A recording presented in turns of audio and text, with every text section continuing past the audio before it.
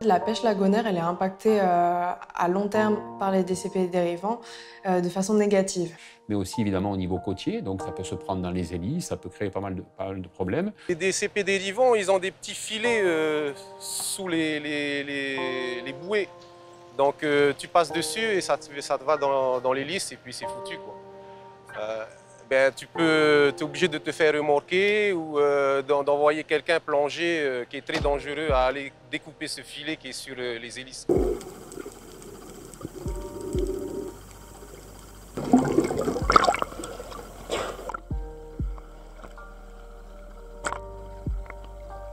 Une fois qu'il s'échoue, ça peut contribuer à abîmer la biodiversité, ça abîme l'habitat. Parce qu'avec toute la pollution engendrée par ces radiobalises, c'est des substances qui vont se retrouver dans le corps des poissons par la bioaccumulation.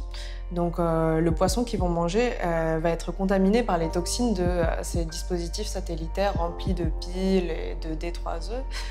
Et les pêcheurs lagonaires sont également impactés parce que lorsque tu as 80 mètres de traîne qui s'échoue sur un récif corallien, ça fait autant de zones de vie en moins pour le poisson qui est pêché par le pêcheur lagonaire. Donc automatiquement, ça impacte sa ressource à lui aussi. Parce que les DCP viennent s'accrocher et balayer un peu les coraux.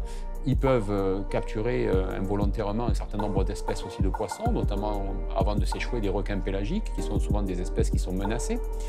Et puis, au-delà de ça, une fois qu'ils sont échoués, ils constituent une pollution parce que dans beaucoup de cas, l'essentiel des DCP est constitué de matériaux plastiques, mais aussi plastiques de différentes formes, polystyrène et autres. Et puis aussi, ils ont ce qu'on appelle des balises qui permettent aux pêcheurs de repérer et de suivre les DCP lors de leur dérive. Et ces balises électroniques sont constituées évidemment en partie de métaux lourds, de batteries, donc de choses qui sont très mauvaises pour l'environnement.